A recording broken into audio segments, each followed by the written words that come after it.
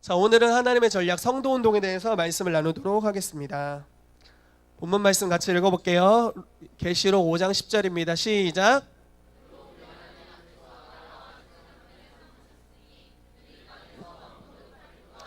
아멘. 아멘. 자, 이 계시록에 있는 말씀이죠. 이런 말씀 많이 읽어보셨죠? 여러분들이 왕 노릇할 거래요. 왕이래요, 왕. 자, 근데 우리 개념 속에 언제부터 왕일 것 같으세요, 여러분들이? 언제부터 왕인가요? 이 땅에서는 개처럼 일하고 비참하게 살았지만 내가 주 예수를 믿고 죽어서 왕 노릇하리. 그러니까 이런 개념 아닌가요? 일반적으로? 언제부터 왕 노릇할 것이냐? 언제부터 예수 그리스도와 같이 다스리는 자가 될 것이냐? 예전에 제가 배웠던 패러다임은 이랬어요. 이 땅에서는 고난을 받고 힘겹게 살아가고 죄한테 맨날 지지만 그래도 예수를 선택하고 어렵게 살다가 나중에 우리가 믿음을 지키고 죽어서 다시 올 그 새하늘과 새 땅에서 천국에서 주와 함께 다스릴 것이다. 이것이 우리가 일반적으로 생각하는 계시록이고 일반적으로 생각하는 우리의 장래, 우리의 미래, 죽음 이후의 모습이다, 이렇게 생각을 하죠. 근데 아주 명확하게 우리를 하나님 앞에서 나라와 제사장을 삼으셨는데 그들이 땅에서 왕노릇할 거래요. 여러분, 하늘에서 왕노릇이 아니라 땅에서 왕노릇하게 되시기를 축복합니다. 여러분들이 지금 밟고 있는 그 땅, 지금 여러분들의 그 자리, 거기에서 다스리고 정복하고 통치하는 역사가 일어나게 될 것이다 라는 것입니다. 아멘. 지금 에미코 선교사님이 오시고 나서 오는 교회마다 질병이 정복되고 있어요. 이런 일들을 주님이 원하신다라는 거죠. 땅에서 왕노릇하는 역사, 마음이 막 이렇게 뒤숭숭하고 힘들었던 사람들이 하나님의 마음으로 변화되는 역사, 무너졌던 관계들이 화목함으로 회복되는 역사들. 그래서 땅에 하나님의 통치가 임하게 되는데 그 통치를 어떤 방식으로 임하게 하느냐? 하나님의 사람들을 통해서 그 통치를 풀어놓는, 이 땅에 그리스도를 닮은 왕들을 주님께서 세우셔서 그들을 통해 하나님의 통치를 풀어놓는 일들을 이루실 것이다 라고 말씀하시는 겁니다. 그래서 이것이 바로 성도운동에 대한 말씀입니다. 오늘 성도운동에 대해서 좀 더 구체적으로 나누도록 하겠습니다. 이런 목차를 가지고 나누도록 하겠습니다. 자, 이 땅을 향한 하나님의 계획입니다. 보시죠. 네, 그렇다. 아멘. 아멘. 이 땅을 향한 하나님의 계획이다, 다니엘. 자, 마태복음 6장 9절 10절 말씀 같이 읽겠습니다. 시작.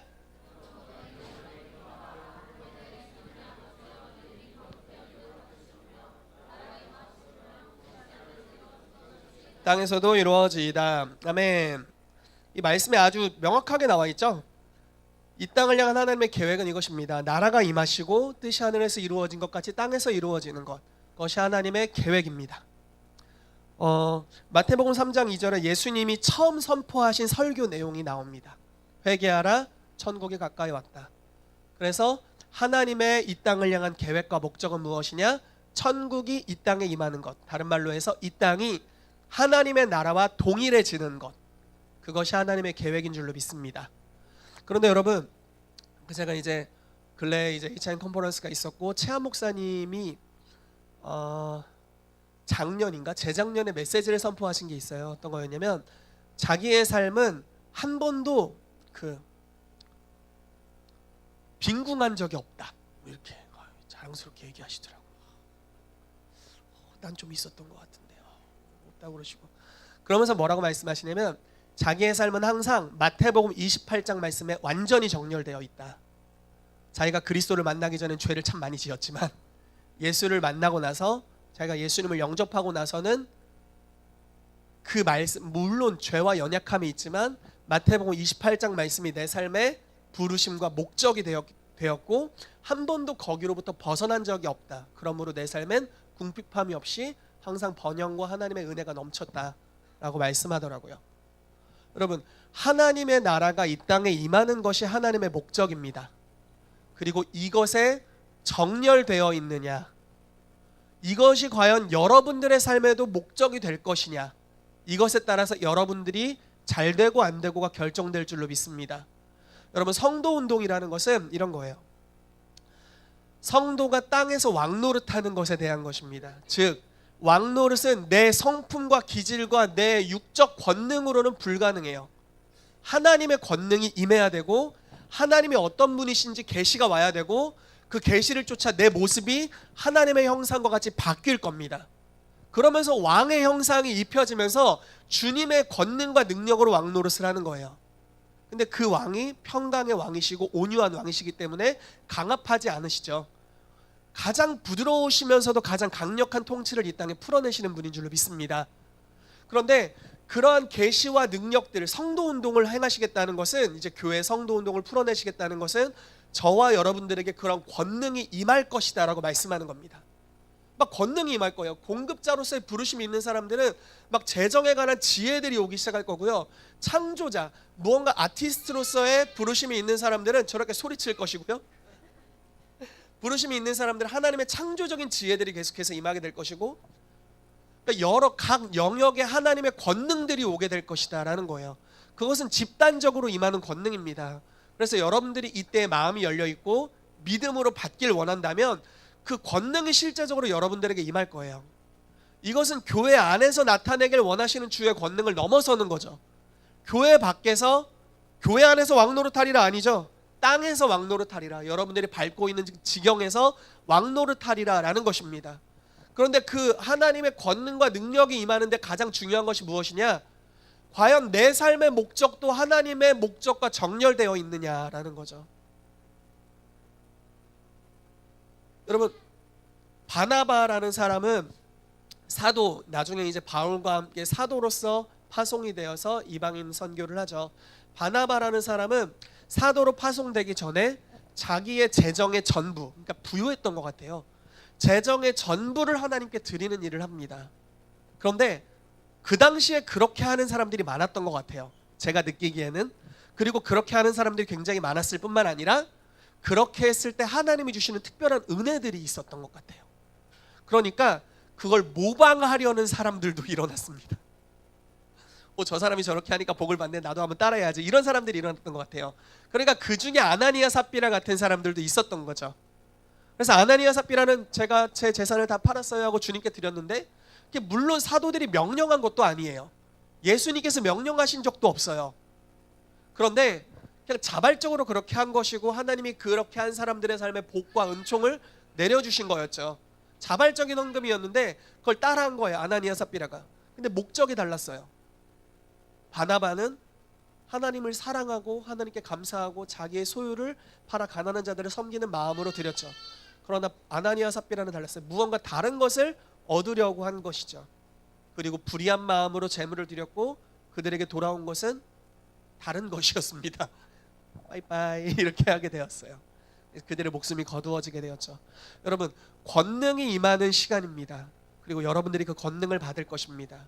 그런데 이 권능을 주시는 목적은 무엇이냐? 하나님의 나라를 여러분들이 밟고 있는 지경에 풀어내길 위함이에요. 그렇기 때문에 하나님의 목적과 여러분들이 정렬되시기를 주 예수의 이름으로 축복합니다. 여러분들이 정렬되게 될 때 실제로 여러분들이 밟고 있는 가정, 가정을 밟고 있다니까 이상한데 여러분들이 몸담고 있는 그 가정, 그 회사, 그 학업, 그 사업, 그 지경에 하나님의 통치가 가시적으로 임하는 역사가 임할 줄로 믿습니다. 아멘. 그래서 우리가 하나님의 목적과 정렬되는 것이 너무나 중요합니다. 자, 이 땅을 향한 하나님의 계획은 하나님의 나라를 이 땅에 가져오는 것인데, 그것을 누구를 통해서 이루시냐? 사람을 통해서 이루기로 결정하셨다라는 것입니다. 그러니까 예수님께서 다 하고 가셨어도 됐는데 그렇게 하지 않으시고 여지를 충분히, 제가 볼 땐 너무 많이 남겨놓고 승천하셨죠. 왜 그러냐? 사람을 통해서 이루기로 결정하셨기 때문에 그렇습니다. 창세기 1장 26절에서 28절까지 말씀을 읽겠습니다. 시작.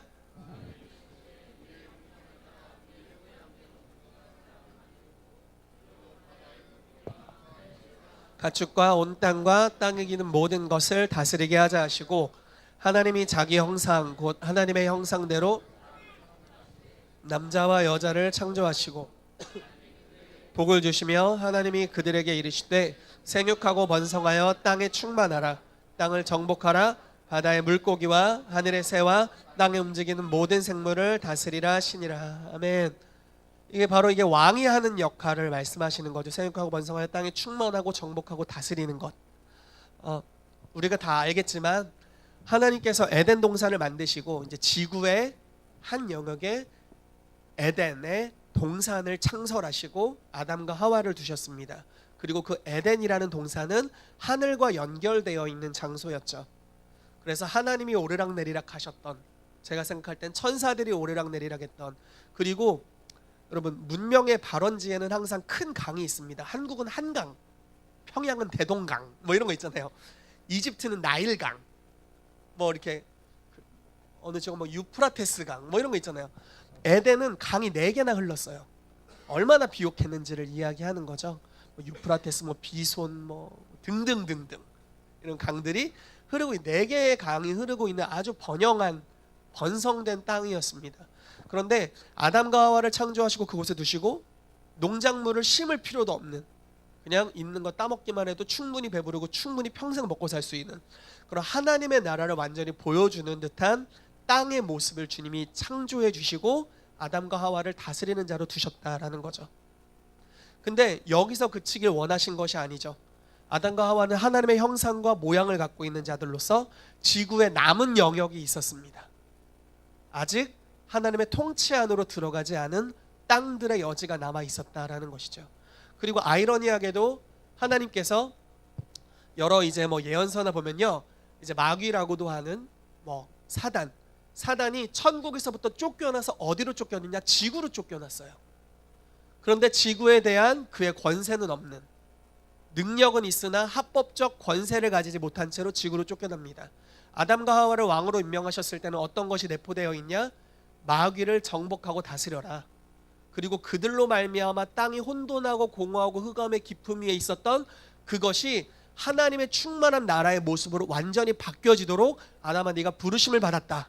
내가 너를 통해 그 일을 이루겠다. 그것을 이루기 위해 내가 너에게 나의 형상과 모양을 주었고 나의 생기를 너에게 불어넣었으니 이제 네가 그 역할을 해야 한다 라고 말씀하신 것이죠. 그래서 원래 하나님의 계획은 아담과 하와를 통해서 뭐 가인과 아벨을 낳고 더 많은 후손들을 낳고 그들이 하나님의 형상과 모양을 가지고 다스리면서 점차적으로 전 세계로 뻗어나가 온 지구를 하나님의 나라로 만드는 것이었습니다. 그러나 그것들에 문제가 생겼던 것을 우리가 알 수 있죠. 그래서 하나님께서는 교회를 통해서 그 일을 이루기로 또 말씀하십니다. 말씀을 계속해서 보도록 하죠. 교회는 이 일을 이루는 하나님의 나라의 대사입니다. 마태복음 16장 18절에 19절 말씀 같이 읽어볼게요. 시작.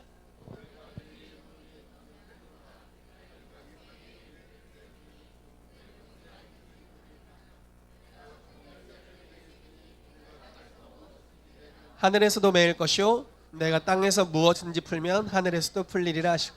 아멘. 자, 교회, 우리가 가지고 있는 교회의 개념, 여러분들이 가지고 있는 교회의 개념은 무엇입니까? 자, 교회가 뭡니까? 주일날 모여서 예배드리고 밥 먹는 곳, 교회. 따뜻하고 좋은 곳. 몸이 힘든 날은 인터넷으로 페이스북에 접속해서 드리는 바로 그곳, 그것이 교회. 교회의 개념이 무엇인가요? 여러분들이 알고 있는 교회의 개념, 여러분들이 믿고 있는 교회의 개념. 할렐루야. 말씀을 마저 나눠주시지요. 감사합니다. 하늘의 영광을 풀어내는 곳이죠. 하나님 나라의 대사로서의 기관입니다. 교회는 에클레시아라는 헬라어 단어이고 예수님께서 내가 내 교회를 세운다라고 말씀하셨을 때는 이것은 사회적인 용어였어요. 이것은요, 투표권 또는 참정권을 가진 사람들의 모임입니다.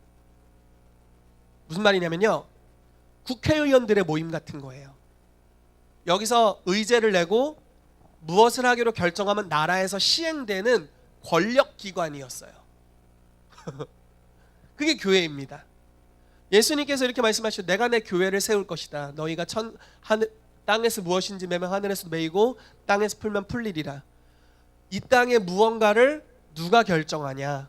정부에서 결정하지만 그리스도의 몸인 교회가 실제로 이것을 결정할 것이다 라고 말씀하고 있는 거죠. 예전에 한참 나눴지만 또 얘기를 한다면 한 교회는 한 지역에 대한 권세를 가지고 그 지역에 무암지대를 선포했대요. 암이 없는 지역을 만들겠다. 그리고 계속해서 암 환자들을 위해 기도하기 시작했답니다. 교회에서 중보하고 실제로 거리로 나가서 병자들에게 무조건 손을 얹고 기도하기 시작했대요. 실제로 입원 환자 수가 지역에서 줄어들기 시작했습니다. 병원에서 전화가 오는 거예요. 그만 기도해라. 영업이 안 된다. 왜냐하면 교회가 그것을 결정했습니다. 이 지역에 암은 안 돼 라고 결정한 거죠. 그리고 그 결정에 뭐 정부가 반응한 게 아니죠. 근데 이 땅에 실제로 치유의 능력이 왔습니다. 그리고 암이 치유되기 시작했죠. 전 세계적으로 암 환자들이 그 교회로 몰려오고 있어요. 치유받기 위해서. 하나님이 하시는 역사죠. 이게 교회의 권세를 이야기하고 있는 장면입니다. 여러분, 여러분들에게 권세가 있는 줄로 믿습니다. 아멘. 그리고 여러분들이 연합할 때, 교회는 성도가 연합한 공동체죠. 여러분들이 연합할 때 여러분들에게 특별한 권세가 있는 줄로 믿습니다. 아멘. 만약에 여러분들의 사업이 뭔가 뚫리고 있다 갑자기 막혔어요. 어떻게 해야 될까요? 교회로서 연합해서 함께 기도하십시오. 그리고 여러분들이 결정하세요. 풀려라! 풀려라! 왜냐하면 여러분들이 왕이고 결정권자이고 통치자이기 때문에 그렇습니다. 교회가 의제를 내고 결정하면 하늘에서 풀어주리라라고 말씀하세요. 여러분, 근데 그것이 주님의 뜻입니다.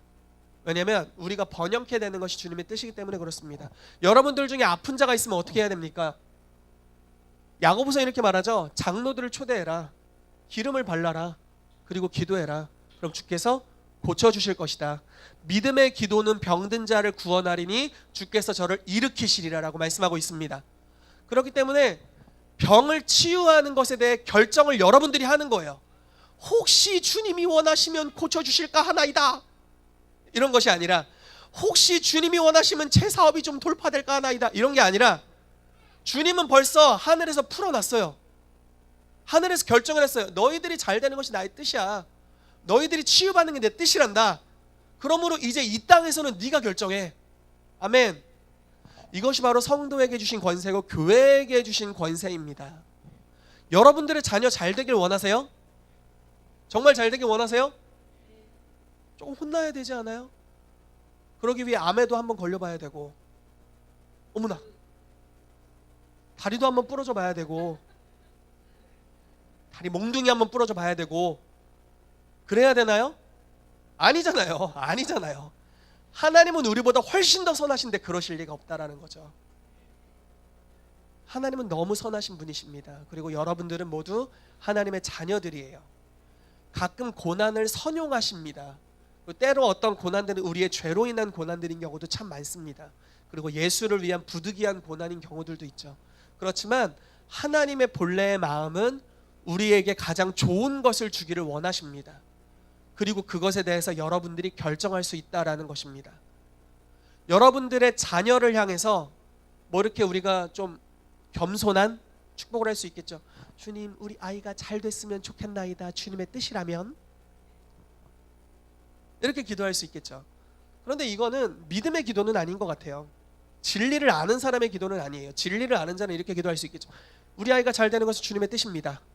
잘 될지어다. 내가 잘 될 것을 결정한다. 왜냐면 교회가 결정하는 거니까. 교회가 메고 풀잖아요. 내 아이의 삶에 막 악한 것들이 주변에 둥둥둥둥 떠다니고 있어요. 막 귀신도 둥둥 떠다니고, 막 안 좋은 문화도 막 둥둥 떠다니고. 어떻게 해야 돼요? 주의 뜻이라면 저기로부터 벗어나길 원합니다. 이런 기도가 아니죠. 나쁜 건 떠나라. 건방진 것들. 이렇게 딱 이렇게 몇 마디 욕을 섞으면 좀 더 권세가 있을 수 있겠죠. 네, 그렇게 하지 마시고. 네, 죄송합니다. 분명히 에베소 말씀은 악은 모양이라도 버리라고 했는데 제가 가끔 이렇게 영으로도 이기고 육으로도 이기고 싶은 열정이 이렇게 있어가지고, 네, 악은 모양이라도 버려야 됩니다, 여러분.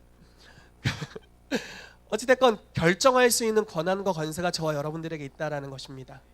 그러므로 여러분들의 사업에 고민이 있을 때, 가정에 분쟁이나 어려움이 있을 때, 자녀들이나 부모님에게 어려움들이 있을 때 그 결정을 다른 이의 손에 맡기거나 운에 맡기거나 그냥 지나다니는 흐름에 맡기거나 우연에 맡기지 마십시오. 결정할 수 있는 권한이 여러분들에게 있기 때문에 그렇습니다. 예를 들어 취업을 해야 돼요. 주님 주의 뜻이면 취업하게 해주시옵소서. 이럴 필요 없어요. 취업할지어다. 자기 이름을 부르면서 취업해라. 믿음으로 선포하는 거예요. 그리고 그것을 실제로 취업하려는 자와 같이 준비해 가십시오. 집에서 땡가 이러면서 취업할지어다 이렇게 하면 취업이 안 되겠죠. 누군가 나를 알아서 부를 것이요 예언적으로 음성을 듣고, 이게 아니에요. 믿음으로 선포했다면 그에 맞는 행동으로 믿음을 증명해야 됩니다. 아멘. 아멘. 여러분들의 삶에 부유할지어다라고 선포했으면 성경에서 부유한 자가 어떻게 행동해야 되는지를 말씀을 연구하고 그 말씀대로 실제로 행해야 됩니다. 그럼 부유함이 임하게 되는 거죠. 아멘. 그와 같이 교회가 결정하는 자로서 이곳에 있다라는 것이고, 여러분들이 이 땅의 문제에 대해서 다룰 수 있는 사람들이다라고 믿습니다. 아멘. 그러므로 문제가 있을 때 문제에 압도되지 않게 되시기를 축복합니다. 첫 번째로, 여러분들 안에 있는 분은 세상에서 문제를 일으키는 자보다 큰 줄로 믿습니다. 그리고 여러분들도 그 문제보다 큰 자들입니다. 문제를 다스릴 수 있는 사람들로 창조함을 입은 왕들인 줄로 믿습니다. 아멘. 우리 옆에 사람에게 인사합시다. 당신이 왕입니다. 아멘. 아멘. 당신이 왕입니다. 아멘. 우리 스스로에게 이야기합시다. 내가 왕이요. 내가 왕이요. 내가 왕이다. 그렇다고 갑자기 막 처음 보는 사람한테 명령하고 그러지 마시고, 예수님은 그런 왕이 아니셨죠. 네, 내가 왕이다. 꿇어. 그러지 마시고. 자, 그렇습니다. 그리고 교회는 사도들을 통해 시작되었습니다. 지난주에 나눴죠. 사도들은 파송된 총독 같은 사람이었다. 뭐 해군이 파송됐으면 해군 대장, 이런 사람들이 이제 사도들이었다라고 이야기를 했습니다.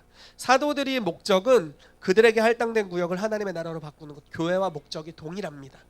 그렇기 때문에 여러분, 이 땅을 향한 하나님의 계획은 하나님의 나라가 이 땅에 임하는 것이고, 그것을 사람을 통해 이루기로 결정하셨는데, 특별히 교회를 그분의 몸을 삼으셔서, 또 교회를 나라와 제사장으로 삼으셔서 교회를 통해 이 땅의 문제들을 다루려고 하셨다라는 것을 기억하시기를 축복합니다. 아멘. 그렇다면 이제 오중사역, 교회의 아주 기초가 되는 은사인 사도와 선지자, 그리고 복음 전하는 자, 목사, 교사에 대해서 잠시 알아보도록 하겠습니다. 자, 오중사역의 목적을 가지고 있습니다. 제가 이 설교를 예전에 한 2년 전에 진짜 1년 동안 나눴던 것 같아요. 근데 이제 그 이후에 오신 분들이 있기 때문에 약간 정리를 하면서 약간 보태서 말씀을 계속해서 나누려고 합니다. 자, 오중사역 외워보세요. 처음부터 누구부터 있죠? 사도, 인자, 운자, 우사, 교사. 네, 여러분들 천재들이십니다. 네, 물론 정답이 저기 써 있지만 천재들이세요. 여러분, 교회의 터는 누구일까요? 어떻게 생각하세요? 교회의 터는 누군가요? 베드로. 네, 강력합니다. 뭔가 일리가 있는 것 같아요. 네, 너는 베드로라. 내가 내 위에 교회를 세우리니 이랬기 때문에. 네, 사도와 선지자입니다. 우리는 뭐 성경의 다른 구절에, 제가 정확하게 기억 안 나는데 고린도전서가에는 교회의 터가 예수님이라고 표현되어 있기도 한데, 에베소는 좀 더 자세하게 풀어서 표현되어 있습니다. 교회의 터는 예수님이라고 이야기하지 않아요. 사도와 선지자가 교회의 터라고 이야기합니다. 예수님을 모퉁이 돌이라고 표현하고 있어요. 이 말씀에 나와 있죠. 우리 같이 읽어볼게요. 시작. 오직 성도들과 동일한 시민이요 하나님의 권속이라. 너희는 사도들과 선지자들의 터 위에 세우심을 입은 자라. 그리스도 예수께서 친히 모퉁이 돌이 되셨느니라. 그 안에서 건물마다 서로 연결하여 너희도 성령 안에서 하나님이 거하실 처소가 되기 위하여 그리스도 예수 안에서 함께 지어져 가느니라. 아멘. 아멘. 예수님은 모퉁이 돌입니다. 제가 뭐 건축 전혀 모르지만 이렇게 건축을 할 때 처음에 터를 만들기 위해서는 이 모퉁이 돌이 먼저 있어야 되나 봐요. 그 돌을 중심으로 터를 세웁니다. 그리고 터 위에 기둥을 세우고 집을 지어가는 모습입니다.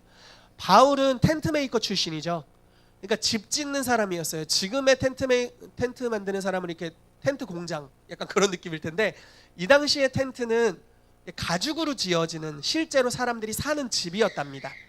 그래서 건축에 대한 뭔가 이 그림을 갖고 있는 사람이었죠, 바울은. 그러니까 건축적인 표현으로 교회의 모습에 대해서 지금 표현하고 있는 모습입니다. 자, 예수님은 모퉁이 돌이고 너희 교회는 사도들과 선지자들의 터 위에 세우심을 입었다라고 말씀합니다. 자, 잘 보세요. 사람들입니다. 사도들도 사람들이고 선지자들도 사람들입니다. 어떤 학자들은 신구약 성경 위에 세워졌다 이렇게 표현하는데 아닙니다. 정말 우리 성경 교사이신 학교 교사님 얼마나 비웃고 있습니까? 네. 신구약의 터 위에 교회가 세워졌다 이렇게 해석하는 억지적인 해석의 케이스가 많이 있습니다. 근데 성경을 우리가 해석할 때 너무 억지적인 거죠. 은사 중단론자들이 이런 식의 해석을 합니다. 그런데 사실은 에베소 전체를 보더라도 사도들과 선지자들은 다 사람으로 표기되어 있고 신구약 성경이라고 말한 적 없고, 심지어 바울은 자기를 여기 소개하기를 그리스도의 종된 나 사도 바울은 이렇게 나 사람 그리고 사도다 이렇게 표현하고 있다는 것입니다. 자, 사도들과 선지자들의 터 위에 교회가 세워진다라는 겁니다. 그러므로 사도와 선지자의 직임을 인정하는 것이 너무나 중요합니다. 하나님께서 사도들을 통해 교회를 시작하셨고 사도들과 이 커플로서 선지자들이 항상 함께했던 것을 볼 수 있습니다. 베드로는 사도였죠. 요한은 사도면서 선지자였습니다. 자, 바울은 사도였나요? 아멘. 바울은 사도였죠. 신라는 어떤 사람이었나요? 너가 한번 대답해봐. 네, 너무 좋습니다. 다니엘을 이렇게 외쳐주니까 얼마나 좋아요. 네, 이렇게 밑밥을 깔아놔야 올해 우리 아이들도 네, 이렇게 자유롭게 소리칠 수 있을 것 같아서 양해 부탁드립니다. 항상 이뻐해 주시고 사랑해 주시고, 막 속으로 저것들은 왜 이렇게 떠드는 거야 이러지 마시고, 괜찮습니다. 떠들어도 좋아요. 천국이잖아요 이게. 자, 뭔 얘기를 하다 이렇게 갔는지 모르겠네요. 네, 신라는 사도행전 15장에 신라도 선지자니라 이렇게 써 있습니다. 그러니까 바울과 신라 항상 사도와 선지자가 터로서 다녔고, 그 순회 여행 때 보세요. 이 바울의 순회 여행은 항상 사도 선지자 팀이었어요. 그리고 그들이 가는 곳에 교회가 개척됐죠. 그러니까 교회가 사도와 선지자의 터 위에 세워진 것입니다. 이방인의 교회가 사도와 선지자의 터 위에 세워진 거죠. 그리고 이 사도들이 오랫동안 머물렀던, 특별히 2년간 머물렀던 에베소 지역에서는 2년인가요? 3년인가요? 아무튼 머물렀던 에베소 지역에서는 이 여러 은사를 가진 사람들이 일어납니다. 그래서 지도자 은사를 가진 사람들이 일어나게 되고 결국 사도와 선지자와 복음 전하는 자와 목사, 교사, 이 5가지 지도자 은사를 가진 사람들이 일어나게 되었다라는 것입니다. 자, 그래서 교회의 터 굉장히 중요합니다. 왜 교회의 터에 대해 배우냐면 교회가 이 땅을 다스리는 역할을 감당할 것이기 때문에 그렇습니다. 자, 두 번째로 보길 원하는 것은 교회의 지도자 은사들입니다. 고린도전서 12장 28절 말씀 같이 읽어볼게요. 시작.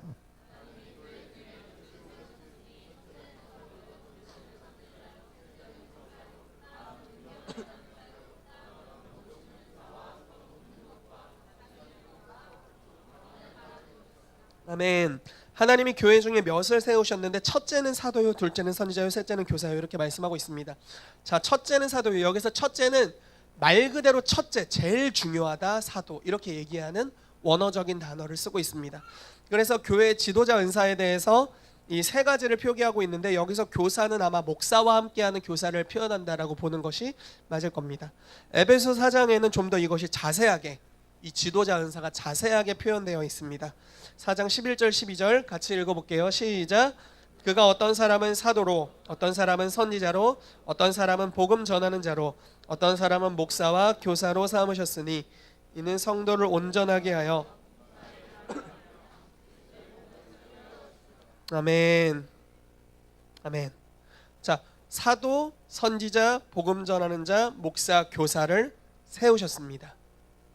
이들이 세워져서 자, 사도와 선지자가 교회의 터가 됩니다. 그리고 그 이전에 예수님이 모퉁이 돌이 되십니다.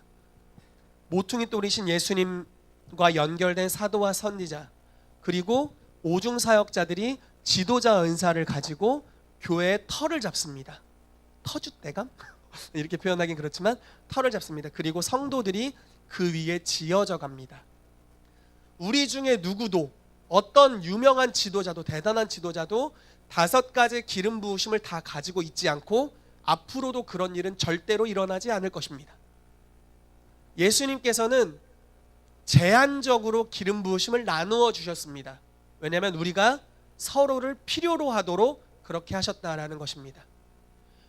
딱 보시면 아시겠지만 저는 5가지 은사를 다 가지고 있지 못합니다. 느낌 오시죠? 저는 반드시 이방울 목사님이 필요합니다. 생수의 강이 내게서 흐릅니다. 저는 반드시 우리 예지자매님이 필요해요. 이분이 없으면 어떻게 이 머리 스타일을 볼 수 있겠습니까? 창조적인 머리 스타일. 모르셨죠? 너무 잘 어울려서 너무 잘 어울려가지고 위화감이 전혀 없네요. 아 진짜 따라하고 싶은데 내 인생에 어느 타이밍에 저런 거 따라할 수 있을지 많은 반발이 있을 것 같긴 한데 저분은 이렇게 해도 반발이 없고 심지어 부모님도 괜찮다고 하셨대요. 저는 어느 타이밍에 애가 몇 살이 됐을 때 해야 되는지 고민입니다. 저는 이학기 전사님 너무 필요해요. 저 혼자 못하거든요. 저는 우리 이명혜 선교사님 너무 필요합니다. 여러분들이 너무 필요해요. 왜냐면 저는 다 가지고 있지 못하니까요. 이것이 바로 오중사역이 필요한 이유입니다. 한 담임 목사님은 모든 기름 부심을 다 가지고 있지 못합니다. 그건 당연한 거죠. 한계를 인정하는 것입니다. 그렇기 때문에 지도자들이 연합하는 팀 사역이 너무나 중요하다라는 것입니다. 그래서 저는 팀으로 사역하기 너무 기쁩니다. 제가 고등학교 때부터 사역을 했는데 그때부터 팀으로 사역했습니다. 지금까지 쭉. 그리고 항상 팀으로 사역하는 것은 혼자 하는 것보다 강력합니다. 물론 조금 어렵습니다. 혼자 하면 내 맘대로 가면 되지만, 내 컨디션대로 가면 되지만, 연합한다는 것은 많은 것들을 생각해야 합니다. 그러나 그 연합은 훨씬 더 가치가 있습니다. 연합은 항상 훨씬 더 능력 있고 강력하고 완전합니다. 아멘. 그렇기 때문에 우리 연합을 선택하는데, 그래서 주님께서는 교회의 지도자들로서 연합된 팀을 일으키기를 원하신다라는 것입니다. 그래서 저희 교회가 이렇게 바울 목사님 제가 팀으로 사역하고, 우리 hin준 선생님, 말이 빨리 강희훈 전도사님, 우리 이학기 전도사님, 우리가 팀으로 같이 사역하고 있습니다. 그리고 연합되어 있고요. 연합을 유지하려고 굉장히 노력합니다.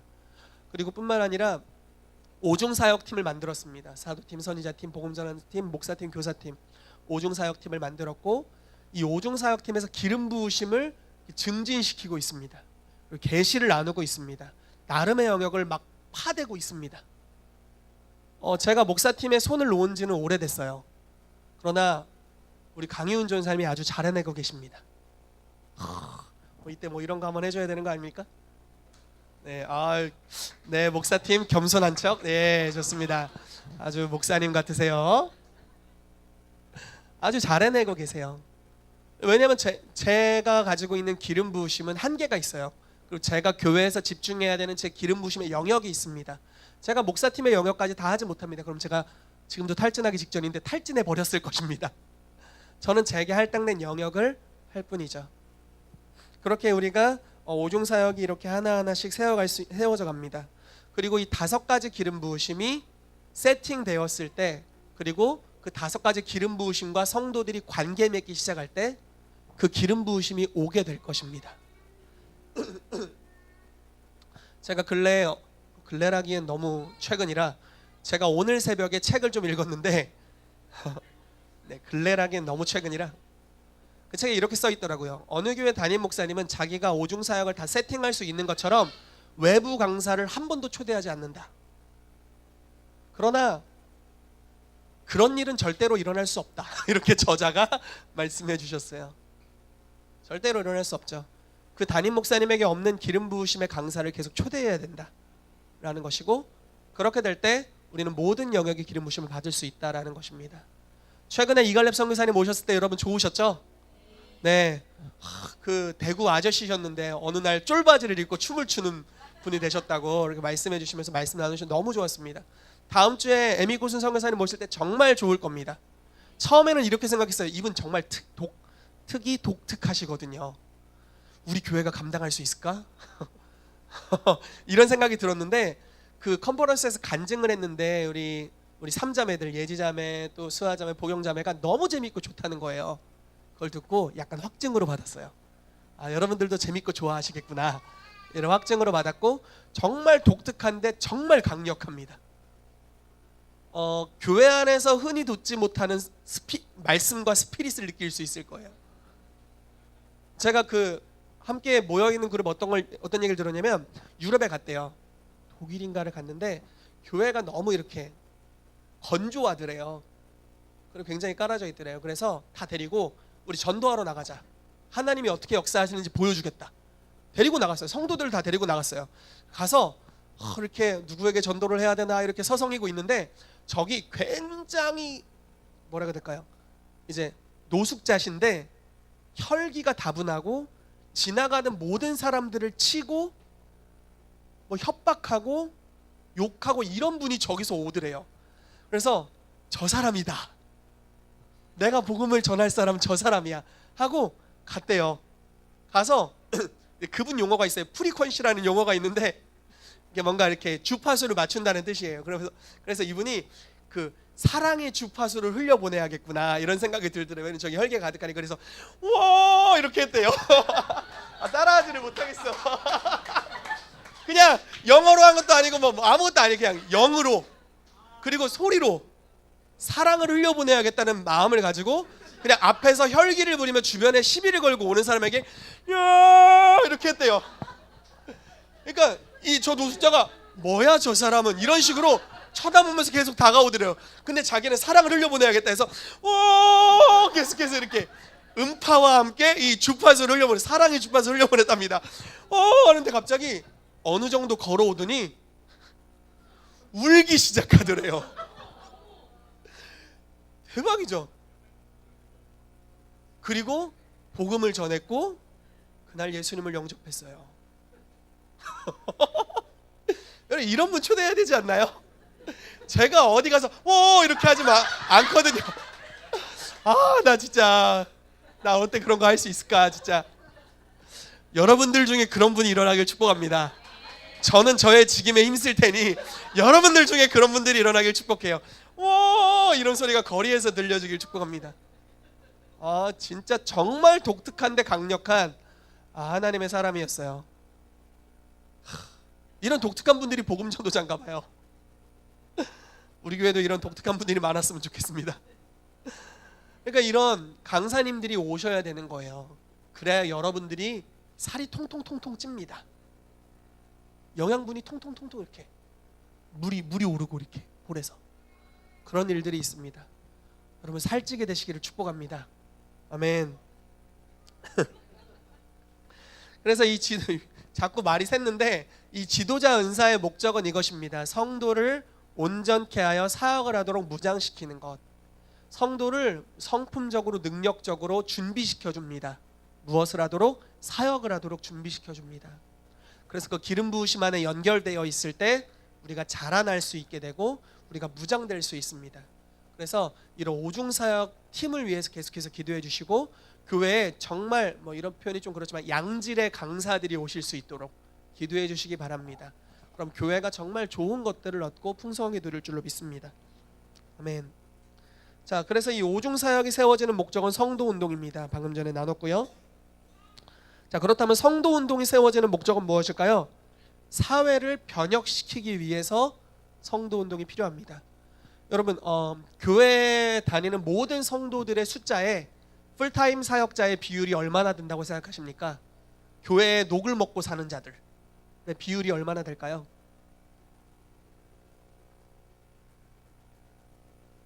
미국은 1%랍니다.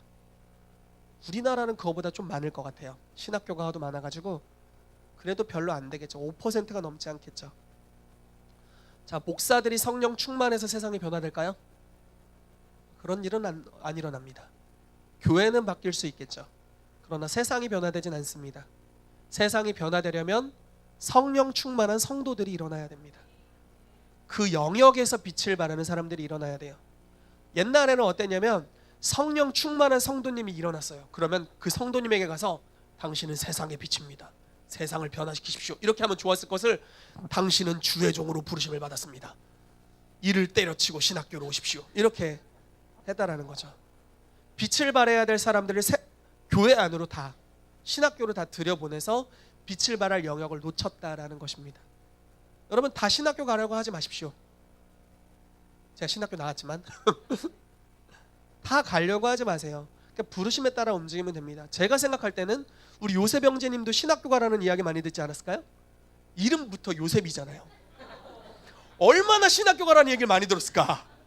교회 안에서 엄청 신실하잖아요. 안 간 거 잘한 거예요. 신학교 갔으면 가희가 결혼 안 해줬을 것 같아요.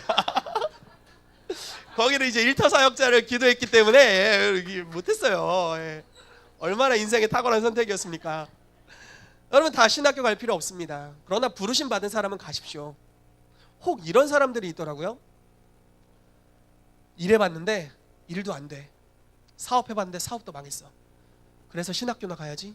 어디 신학교가 그런 사람들이 오는 곳이랍니까? 말도 안 되죠. 그런 사람들이 오면 안 되죠. 나 엄청 주님을 위해 헌신되어 있고 일어나 빛을 발하고 있고 삶의 열매를 맺고 있고 주의 종으로서의 주의 종 다 주의 종이죠. 어떤 풀타임 사역자로서의 부르심의 확증이 있는 사람이 신학교 가는 거죠. 인생 실패했다고 신학교 가는 사인이 절대 아니죠. 아멘이시죠? 아멘. 그래서 내가 부르심 받은 영역, 종교 영역에 부르심을 받았으면 신학교로 가십시오.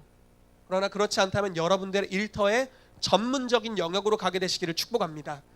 그래서 그 안에서 빛을 발하는 것, 그것이 바로 오중사역의 목적입니다. 그리고 그런 성도들이 일어나게 될 때 사회가 변혁될 줄로 믿습니다. 그래서 여러분 저희 교회 안에서 일터로 나가는 분들이 계속 많아지게 되기를 주 예수 이름으로 축복합니다. 청년들은 취업할지어다. 아멘. 취업 성도들이 일어나게 되기를 축복합니다. 그래서 그 영역에서 일어나 빛을 발하십시오. 그 전문직의 영역에서 하나님이 주시는 계시와 통찰과 주님의 형상과 모양으로 변화되어 일어나 빛을 발하게 되시기를 축복합니다. 아멘. 자, 성도운동과 오중사역을 이제 연결하는 게 숙제입니다. 옛날에는 이 연결이 정말 중요해요. 예전에는 성도가 그냥 교회 안에서 봉사만 잘하면 돼. 거기까지 목사 소관. 그리고 그 이유는 알아서 사세요. 나쁜 짓 해도 교회에만 걸리지 마세요. 약간 이런 느낌이었어요. 근데 아닙니다. 오중사역과 성도들이 긴밀하게 연결되어야 됩니다. 즉 사람과 사람으로서 관계적으로 잘 연결되어야 됩니다. 그것이 주일만 연결되는 것이 아니라, 그렇다고 맨날 통화를 하는 게 아니라 주일만 연결되는 것이 아니라 삶으로 긴밀하게 연결되어 있어야 됩니다. 말씀과 함께 이야기를 하죠. 자, 정렬을 통해 생명이 전달되는 원리입니다. 이거부터 보죠. 요한복음 15장 5절 말씀 같이 읽어볼게요. 시작.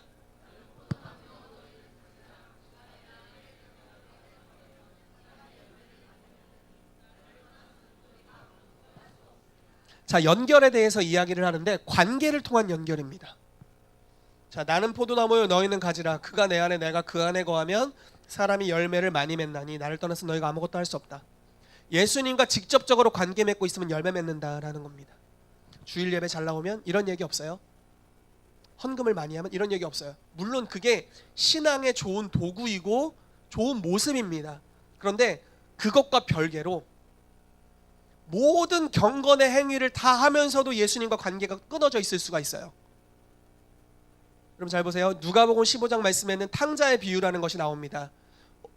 그것은 사실 탕자의 비유가 합당하지 않을 수가 있어요. 제목이 어쨌든 아버지에 대한 이야기고 큰아들에 대한 이야기도 포함되어 있기 때문에 그렇습니다. 하나님의 집에 대한 이야기죠. 자, 큰아들 어떻습니까? 여러분이 다 알고 있다고 전제 안에서 큰아들 어때요? 집 안에 있습니다. 아버지 말씀에 순종합니다. 그런데 관계로서 아버지와 연결되어 있지 않았어요. 그래서 아버지로부터 아무것도 받지 못했다고 느끼고 있어요. 아무것도 받지 못했고, 탕자는 집 나가서 나쁜 짓 다 하고 들어왔어요. 근데 관계로 아버지와 연결되었어요. 단번에 보상을 받습니다. 관계 맺음이 너무 중요하다라는 겁니다. 자, 시편 133편 1절 3절 이게 정렬에 대한 말씀이라고 계속해서 이야기를 했죠. 정렬이라는 것은 무엇일까요? 그냥 내가 그분께 속했어, 그분께 속했다는 증서를 하나 쓰자. 그리고 정기적으로 헌금을 하자. 이건 정렬의 그냥 표식이지 실제로 정렬은 아닙니다. 자, 정렬이라는 것은 관계적인 것입니다. 저와 여러분들의 관계이고 여러분과 여러분들의 관계입니다. 관계 맺음이 없다면 정열도 없는 거예요. 가장 좋은 것은 관계를 통해 흘러갑니다. 지난주에 말씀을 나눴죠. 성령의 열매는 다 관계적인 겁니다. 사랑을 혼자 하나요? 혼자 화목한가요? 혼자 기뻐. 미친 거죠. 네, 미친 겁니다. 함께 기뻐하는 거죠. 나는 온유해. 근데 혼자 있을 때 누가 혼자 있을 때도 온유하지 않은 사람들이 가끔 있을 수 있겠지만 관계 가운데 온유한 거잖아요. 관계 가운데 화평. 관계 가운데 화평한 거지. 지 혼자 화평하면 어떡해. 이렇게. 성령의 9가지 열매는 다 관계에 대한 것입니다. 그렇지. 아멘 아멘. 그 관계에 대한 것인데 우리가 정열이라고 표현할 때는 우리가 정열되어 있는 리더 또는 그 단체와 실제로 관계 맺는 것을 이야기하는 것이다 라는 거예요. 그리고 좋은 열매를 맺고 있는 사람은 좋은 관계를 맺습니다. 그럼 그래서 이것을 보십시오. 예수님과 바르게 연결되어 있다면, 자, 예수님은 포도나무고 나는 가지, 예수님과 바르게 연결되어 있다면 성령의 열매가 맺혀지기 시작합니다. 그러면 정열도 더 쉬워져요. 왜냐하면 정열하는 건 관계적으로 정열하는 것인데 성령의 열매는 다 관계에 대한 것이거든요. 관계를 편안하게 해주는 것이거든요. 관계를 잘 맺을 수 있는 능력에 대한 것이기 때문에 잘 정렬할 수 있습니다. 그러므로 여러분, 제가 이 이야기를 왜 하냐면 정렬을 통해서 생명이 전달되기 때문에 그래요. 오중사역의 기름 부으심은 교회 출석으로 오는 게 아니에요. 자, 사도가 어느 날 어느 집회에 왔어요. 경기장 집회에 오셨어요. 가서 장풍 맞는다고 사도적 권세가 오는 게 아니에요. 자, 오중사역의 기름 부으심은 한 번의 집회로 오는 게 아니에요. 잘 들어보세요. 반드시 관계를 통해서 옵니다. 집회를 통해 받은 것은 유지하기가 쉽지 않아요. 내가 바른 정열 안에 있지 않으면. 물론 단번에 임파테이션이 일어날 수 있어요. 그러나 정렬되어 있지 않으면 금방 새 나갑니다. 관계적으로 정렬되어 있다면 집회에 장풍 맞으면 고스란히 담깁니다. 그리고 그게 더 증가돼요. 그 사람의 삶에 나타나고 그와 연결된 모든 관계에서 그런 역사가 동일하게 나타나고 그와 연결된 관계 안에 있는 사람이 또 임파테이션 되고 그 사람에게 또 나타나고 이런 재생산의 역사가 계속해서 일어나게 되는 것입니다. 그러므로 관계를 통해 정렬되는 것이 너무나 중요합니다. 여러분, 바울 목사님에게 주신 기름 부심을 받기를 원한다면 뒤에서 몰래 사모하지 마시고 저분과 실제로 관계를 맺으세요. 아멘. 아멘. 가서 대화를 하시고 혹시 순두부 좋아하세요? 이렇게 한번 물어보시고 혹시 목사님 제육볶음을 좋아하신다는 소문이 있던데 사실입니까? 사실이라면 저와 함께 가시죠. 이렇게 모시고 가십시오. 그렇게 관계를 실제적으로 맺으려고 할 때 관계를 통해 자연스럽게 기름 부으심이 흘러오게 됩니다. 아멘. 우리 소망전사님에게 있는 특별한 기름 부으심이 있죠. 받기를 원하신다면 정열이에요. 관계 맺음으로 받는 겁니다. 멀리서 우리 소망전사님 너무 멋있어, 저 기름 부음을 받고 싶어, 안 와요. 그런 걸로 오지 않아요. 실제로 관계 맺어야 옵니다. 아멘. 아멘. 그러므로 관계 맺음 안으로 들어가게 되시기를 축복합니다. 자, 계속해서 말씀을 나누도록 하겠습니다. 에스겔 37장 7절에 11절인데 시간이 없으므로 제가 바로 설명을 할게요. 생기가 사방에서부터 불어와서 흩어져 있던 뼈다귀 위에 임하였는데 하나님의 큰 군대가 되었다. 이것이 우리가 아는 이 말씀의 스토리입니다. 그런데 말씀을 자세히 보면 이런 스토리가 있어요. 생기가 임하기 전에 어떤 일이 일어났느냐. 뼈가 흩어져 있었다. 즉 그리스도의 몸의 지체가 분열되어서 완전히 흩어져 있는 모습입니다. 포로기 시대의 모습입니다. 그런데 먼저 뼈가 맞춰집니다. 자기 자리에 있어야 될 곳에 있게 되는 거죠. 쉽게 말해 유다 지파에 소속된 사람은 유다 지파로 들어간 겁니다. 레위 지파에 있어야 될 사람은 레위 지파로 간 거예요. 킹스 주빌리 교회에 있어야 될 사람이 킹스 주빌리 교회 안으로 들어온 겁니다. 정렬이 일어난 거예요. 뼈가 맞추어진 겁니다. 그리고 나서 연합된 공동체 위에 땅을 변화시킬 수 있는 하나님의 권능의 생기가 불어오게 되고 그 공동체가 큰 군대가 됐습니다. 이것은 정렬에 대한 아주 중요한 진리예요. 여러분, 연합되지 않은 그리스도의 몸에는 세상을 변혁시킬 수 있는 권세가 오지 않습니다. 그러나 연합되어 있는 그리스도의 몸에는 변혁을 위한 권세가 올 것입니다. 그러므로 여러분, 어떤 일이 있더라도 여러분들의 삶에 형제 자매와의 분열을 허락하지 마십시오. 아멘. 어떤 일이 있더라도 입술을 꽉 물고 어떤 일이 있더라도 형제 자매를 헐뜯지 않게 되시기를 축복합니다. 어떤 일이 있더라도 미워하는 것과 끝까지 죽기까지 싸우게 되시기를 축복합니다. 아멘. 연합을 항상 선택하십시오. 사랑을 선택하십시오. 연합할 때 주의 권능이 옵니다. 그리고 권능이 우리의 삶을 변화시키고 세상을 변화시킬 수 있습니다. 관계적인 정렬을 통해서만이 생명이 전달될 수 있습니다. 자, 제 교회에서 잘 나누지 않는 말씀인데요, 좀 나눠야겠습니다. 누가복음 6장 38절 말씀 먼저 읽겠습니다. 시작.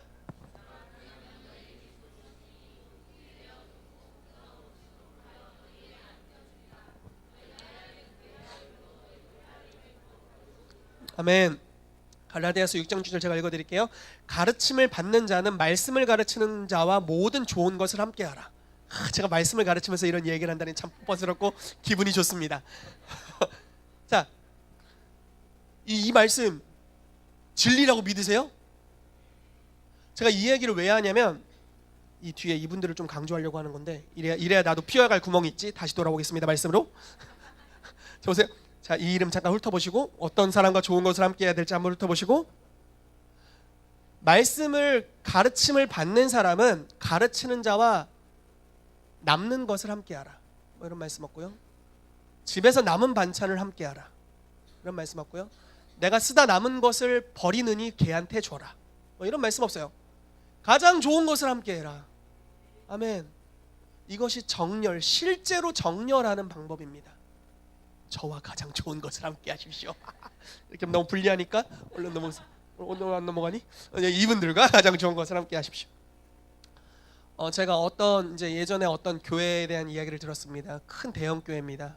대전에 있는 대형 교회인데 목사님께서 모든 성도들을 공평하게 대하기를 원하셨어요. 왜냐하면 좀 이제 뭐 이렇게 표현하기 그렇지만 어떤 문제가 되는 어떤 큰 교회들은 성도님들로부터 무언가를 목사님이 받기가 너무 익숙해지셔가지고 왕좌에 앉은 것 같은 그런 모습이 된 거예요.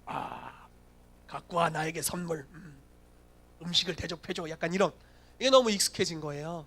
그런 케이스들이 있죠. 그래서 그 담임 목사님은 정말 겸손하신 분이세요. 그거를 받지 않기로 결정을 하셨어요. 성도들로부터 어떠한 것도 받지 않으세요. 쌀 한 톨도 안 받아. 어떻게 하냐면 오면은 바로 남 줘요. 감사합니다, 네가 받아라, 뭐 이렇게 오면은 바로 남 주는 스타일이세요. 근데 심지어 집이 가난할 정도로 그렇게 하셨어요. 그렇게 많이 흘려보내셨어요. 그분에게 있어서는 참 존경할 수 있고 재정에 대해 신뢰할 수 있는 분이라고 우리가 생각합니다. 저도 그렇게 생각해요. 근데 이제 안타까운 소식을 들은 것은 그렇게 하다 보니까 성도들이 정렬되는데 문제가 생겼다라는 거예요. 그리고 그런 가르침을 받지 못했기 때문에 성도들의 삶에 가난이 여전히 있다라는 것이었습니다. 무슨 말씀인지 이해가 되시나요? 자, 여러분들 중에서 선생된 자는 더 많은 심판을 받을 겁니다. 그러므로 주의하셔야 되는데, 이 말씀을 가르치는 사람들은 무언가를 받는 데 있어서 잘 받으십시오. 그리고 주께 영광을 올려드리고 그것을 자기의 당연한 위치로 여기진 않는 겸손함이 필요합니다. 아멘이시죠? 그렇지만 여러분, 만약에 여러분들이 좋은 것을 가르침을 받는 자라면, 저도 계속 가르침을 받고 있으니까요. 저의 선생님들이 계시죠. 가르침을 받는 분들이라면 여러분들의 삶에 가장 좋은 것을 여러분들을 가르치는 실제적인 리더들과 나누십시오. 이제 곧 설날이 오잖아요. 설날 명절 선물 세트, 스팸 세트, 치약 칫솔 세트, 이런 거 있잖아요. 정말 뭐 우리가 할 수 있는 뭐 최소한의 선물들, 사실 말씀은 최소한의 선물이 아닌데 가장 좋은 것을 지체들과 나누게 되시기를 축복합니다. 그것이 정렬의 열쇠예요. 가장 좋은 것을 나누십시오. 성경에 또 이런 표현이 있죠. 모든 사람들에게 착한 일을 하되 특별히 믿음의 가정들에게 할지니라.